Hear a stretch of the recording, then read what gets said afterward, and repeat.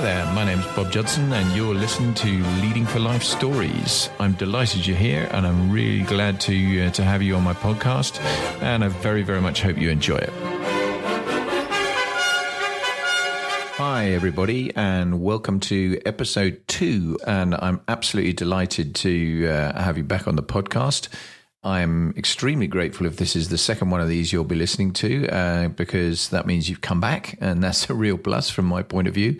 I'm hugely, hugely grateful. I'm particularly grateful actually to those of you that listened to episode 1 and took the time to provide me with some feedback. Trust me when I say that has been really noted, and I'm going to make really good use of it because it's so important to help and continue to get better, and I really do appreciate that.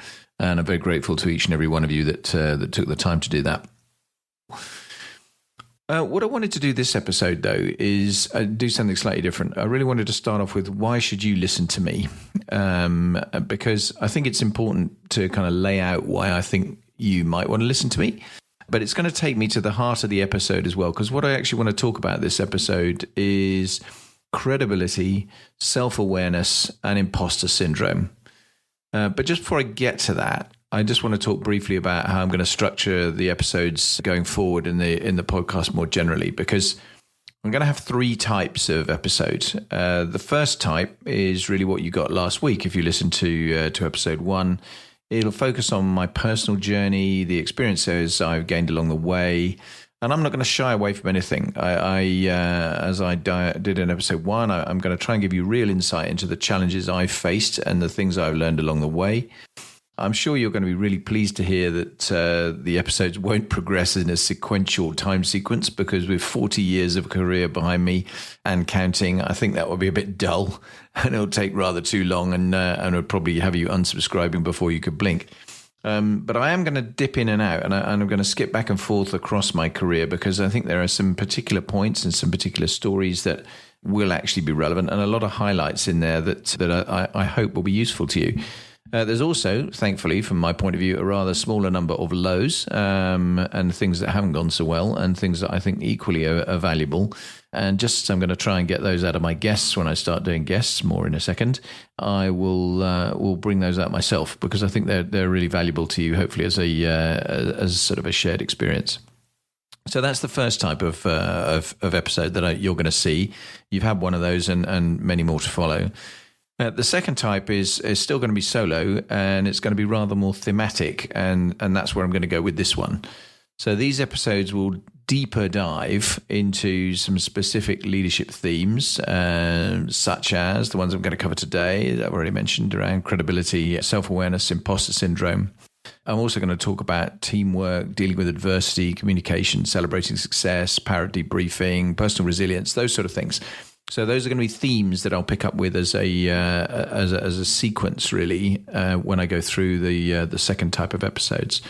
And those have got plenty of personal stories as well, because there's lots of things in there that should, I hope, be entertaining on occasion, but certainly useful for you to take away as examples of the kind of areas that I think it's useful to talk about in a leadership context. And the third and final type of episode I'm going to have is guest interviews. And I've already got a long list of potential guests lined up. Not all of them know they're on the list as yet, so I'm hoping most of them will sign up, because they're people that I know well, and I think will actually be really good in terms of a story to tell and value to add to this kind of conversation. And the plan is to have a really broad spectrum of guests. I'm by no means just going to have my former military buddies. Again, I'm sure you'll be very pleased to hear that, although there will be some of those. And there's certainly going to be plenty of corporates. There'll be plenty of people from the public sector world, government world, politicians are in there as well. And across the sort of age spectrum and also experience spectrum, because I think there's plenty of opportunity to learn from people who are being led, as well as those who are actually already at the top of their game and have been doing leadership for a long period of time. And in each of those episodes, the plan is to have a conversation. It's going to be focused around some specific questions that will be sort of woven into that conversation that bring out the life lessons from the guest in a kind of useful and an interesting way. And I think it's also appropriate that, given that actually some of those guests are operating at a really senior level, then actually what I'm going to do is stray away from time to time from pure leadership and pick up on things that are their views around specific big geopolitical issues, challenges facing the world, as well as on their own leadership experiences, and actually bringing their own experience to bear in terms of analysing some of those problems that are out there. Because I think they bring a view that is useful and just informative and helps you as leaders learn a little bit more about other perspectives and maybe get some different thoughts from different topics. So let's focus on sort of the main material for today. And as I said, I want this to be a bit thematic, and I want to talk about credibility, and then I want to talk about self-awareness, and I want to talk a bit about imposter syndrome at the end, because I think it's important. I think it's important for me to establish some credibility with you, and particularly kind of why I'm hoping you're going to be spending a chunk of time listening to me at some appropriate point in your day, and I want to make it worth your while to do that. So I think it's worth me doing a quick whistle stop across my career in a way that I didn't really do last time. I talked about my background and my education and getting into the Air Force and that sort of starting element of the journey last time, which I think is going to get continued. It's definitely an area where there's lots of other stuff to bring out that I think will be useful to you. But at the same time, what I want to do is, as I say, jump about a little bit and pick out some highlights. So if I give you the broad strokes of what I've done, then hopefully that'll give you some better idea of why I'm doing the podcast at all and where I think I've got some value to add. So as I said, I joined the Air Force as an 18-year-old. I actually was a pilot for a long time. I flew for 14 years before I ended up doing a staff tour. I flew Jaguars predominantly, which is a single-seat fighter bomber back in the day, and out of service for quite some time now. And I flew that in every role that it had. I started out in the nuclear role, so literally on quick reaction alert out in Germany in the Cold War, which was pretty amazing actually. I mean, I had an atom bomb on the bottom of the airplane as a 21-year-old when I was on quick reaction alert, and it was a real weapon on standby to go and effectively respond to a Warsaw Pact invasion into the West. And that was, I mean, it talk about a sense of responsibility being thrust on you at a relatively young age. That was quite extraordinary. But then I did a lot of attack flying as well, so bombing, if you like, and training to do that. And I did an awful lot of reconnaissance flying. And in fact, the reconnaissance flying was the main thing I did operationally. So as I moved back from Germany to the UK in the early 90s, then I did a lot of operational flying over Iraq between the Gulf Wars. And that was my mainstay. I didn't actually participate in either Gulf War I or Gulf War II, just happened to be in the wrong place at the wrong time, if you like, for each of those. And all the operational flying I did was reconnaissance. I did some close air support work over Bosnia, so some carriage of weapons, but we didn't actually drop anything on any of the missions I was on, although there were other missions where weapons were employed. But a big chunk of operational flying, up to and including being a squadron commander of a Jaguar squadron, so running the unit with obviously a group of pilots and a much bigger group of engineers looking after the entirety of an RAF frontline squadron. I became a station commander. I commanded RAF Coningsby in Lincolnshire, and I was the first guy that was doing that with the Typhoon when we had the Eurofighter Typhoon on the base, and we built the capability during my 2 years in command from nothing, where we actually literally didn't have any airplanes at all, up to being very close to the Quick Reaction Alert Air Defence Declaration. You'll have seen, forgive me for those of you who are really, really familiar with this, but those less so, you'll see quite regularly people talking about scrambles of aircraft to go and intercept either Russian aircraft or indeed airliners that have strayed off track or lost communication or whatever. That's the air defence role that I was steeped in for quite a long time at Coningsby, which was a complete change. So I took over a different role at a quite relatively advanced stage of my flying career. During that time, I had the real privilege as well of flying for a couple of years on the Battle of Britain Memorial flight. So I flew the Spitfires and Hurricanes of the Battle of Britain Memorial flight, which anybody that's been anywhere near airplanes, I think if you're a pilot, flying a Spitfire is pretty much dreamland for most people. So to have the opportunity to do that for 2 years was quite extraordinary. And I will definitely come back and talk a bit more about that in some detail, because there's some things in there that I thought were just fabulous and too good not to share in time. But that was the end of my flying career, effectively, as a station commander. I didn't fly properly again after that. I flew a few backseat trips and had some fun in some aeroplanes. But by and large, my flying proper finished in 2006 when I handed over the reins at Coningsby, and I was still in the Air Force up until 2015. So over that time, I did a whole load of increasingly senior roles. By that stage, an Air Commodore, just after I left Coningsby, so a one-star general, if you like. I ran the Targeting and Information Operations Directorate in the Ministry of Defence in London. I was the Chief of Defence Staff's liaison officer in the Pentagon for a 9-month period over in the United States. And I ran the base at Kandahar in Afghanistan. And that was huge. That was a 25,000 people, 170 airplane, massive entity. And there'll be lots of leadership lessons and things that I'll talk about from that, because it was such a big, big deal with 20 nations and all the challenges that went with that. And then I got promoted, and again to 2-star rank, to Air Vice-Marshal, which is the final rank I had in the Air Force. And I did 2 other jobs. I was the Assistant Chief of Defence Staff Operations in the Ministry of Defence, so essentially co-running with a civil servant colleague, the Operations Directorate, looking after all operations that the UK military does at home and overseas. And I was there at a fascinating time because it was the Olympics during my watch. So I was there from 2011 to 2013.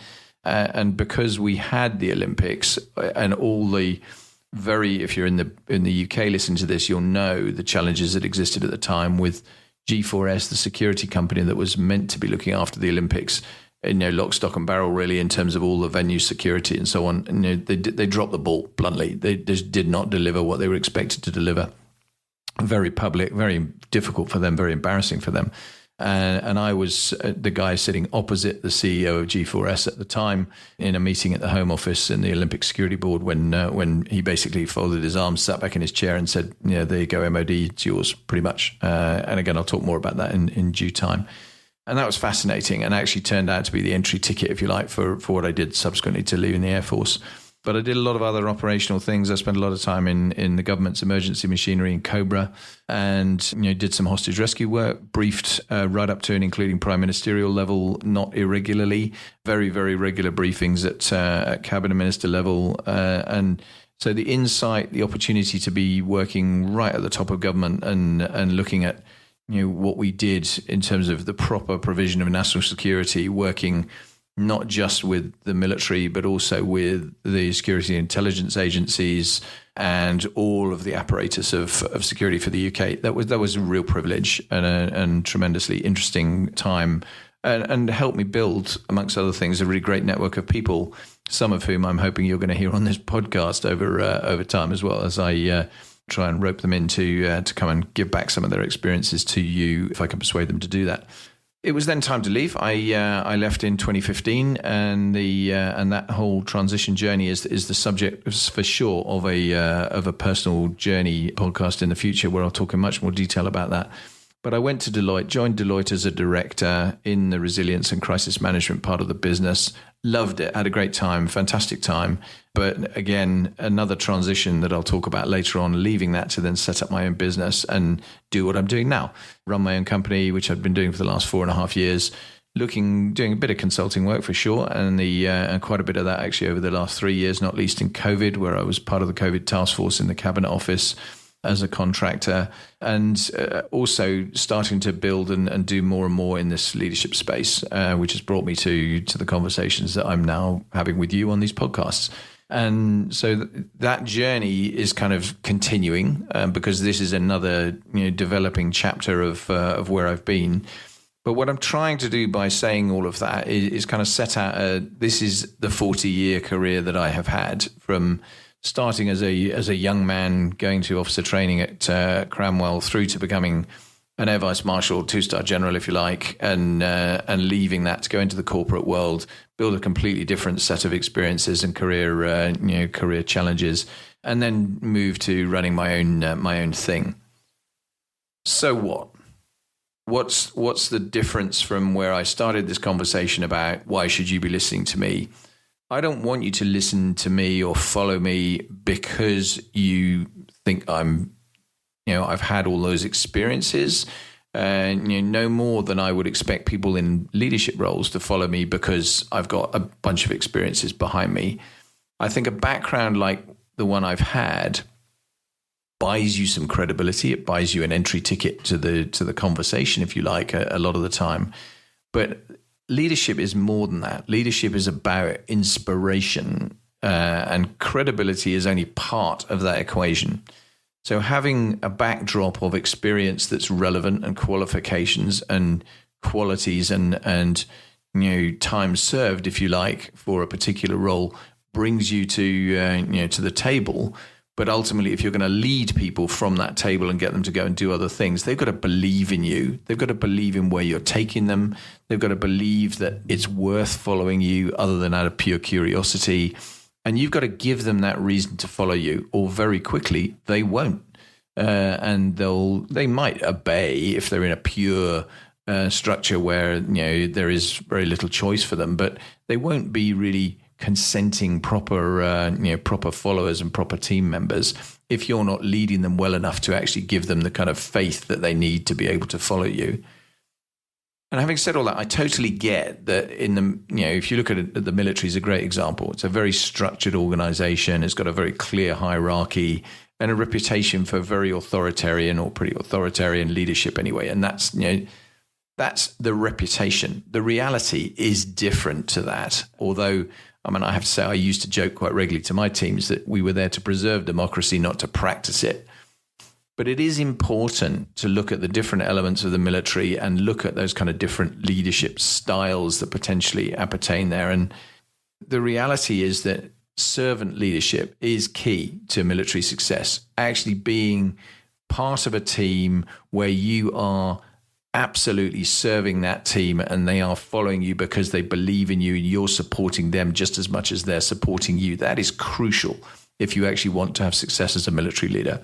I'm going to talk a lot more about leadership styles in another episode because I think it's relevant. But there's no doubt that if you're flexing your style, whether it's transformational leadership, whether it's delegating style of leadership, whether it's authoritarian one day, whether it's servant leadership another day, those things are all important and they all play a role. Definitely, it's a factor in terms of establishing your own credentials as a leader. And as I say, credibility is an important part, but it is only a part of that. And I hope that that's useful in terms of setting out my own thoughts on that anyway. That brings me to self-awareness, because I think if you're looking at the whole issue of credibility and why should people follow you, then actually self-awareness is really, really important. If you lack it, you're really unlikely, I think, to ever be a truly effective leader, because you need to be able to analyze how your actions and your behavior are being and will be perceived depending on what action you're going to take. You need to be able to think about what you're saying, what you're doing, what your body language looks like, what your attitude is to the people that are working around you, and make sure that they feel that they are actually in the right place with you. And that if you can't understand yourself and be aware of yourself in terms of how that's coming over, it's really, really difficult to lead well. You've got to be in a position to analyze your actions and behavior. Think about that perception point. How's what you're doing being perceived? Is the approach you're taking working? If it's not, what can you do to change it? What tools do you have in the bag? What other options have you got to turn around and try and do something different if it's not working, and finding a different way to approach it? Importantly, though, and I think it is really important, don't ever try and be something you're not.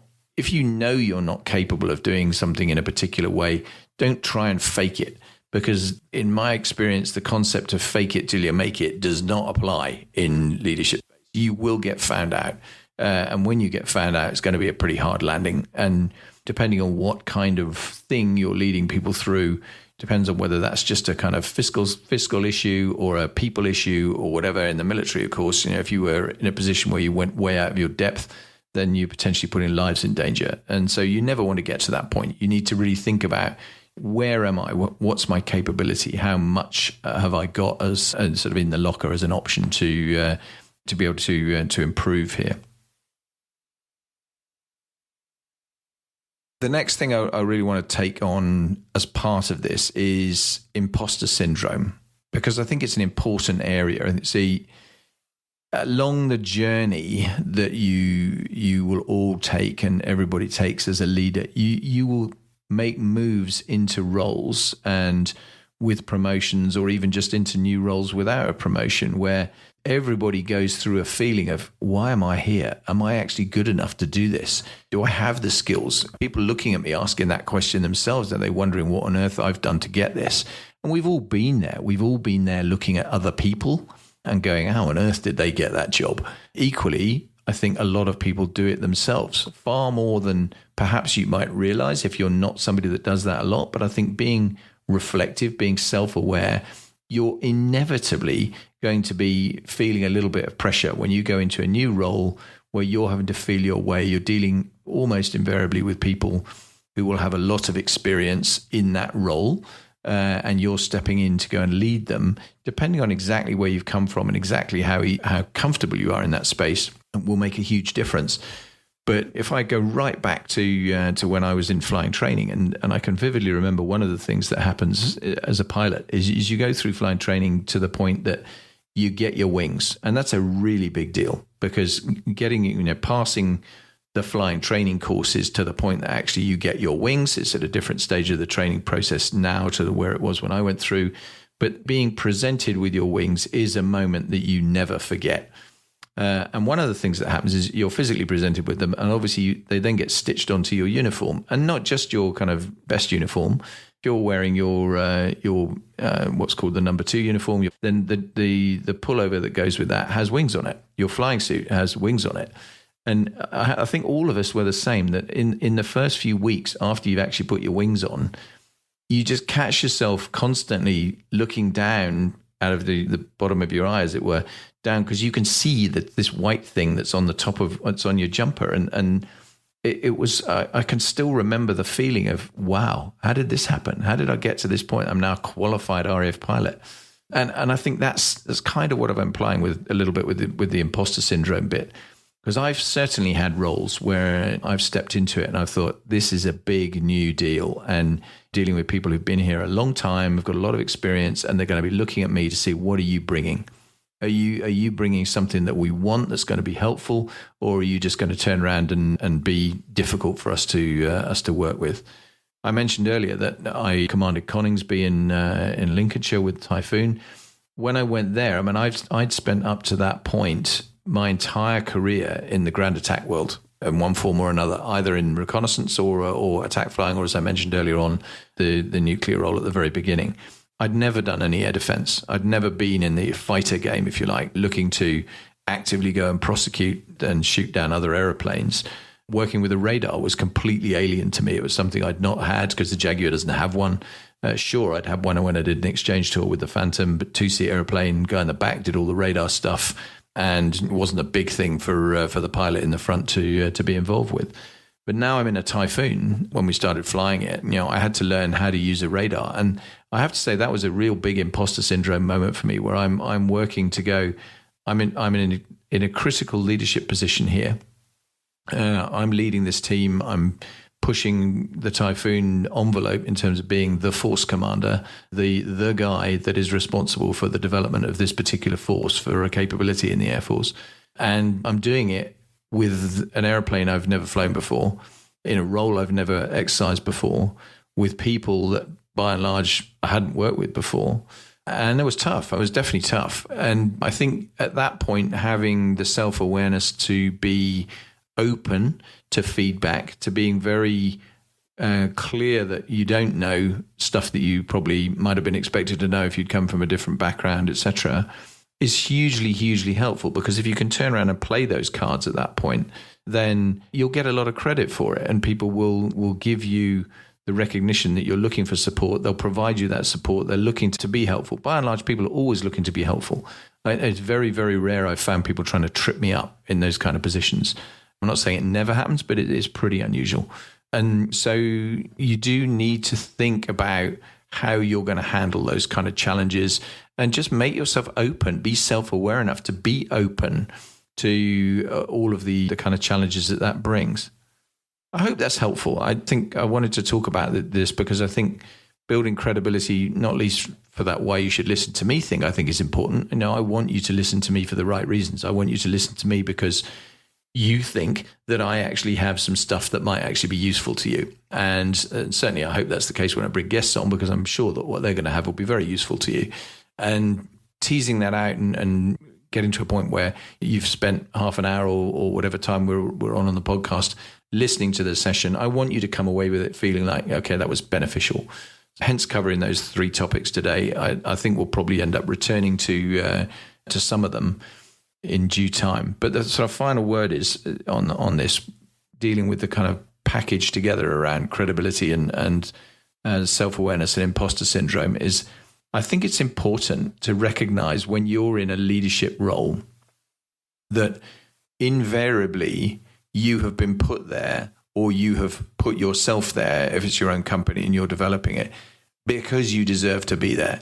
People have put you in a leadership role by and large, if they promoted you in an organization, because they know you have what it takes. They know you have the skills, and therefore they are going to turn around and make sure that you do everything they can to help you succeed, because it's not in their interests not to do that.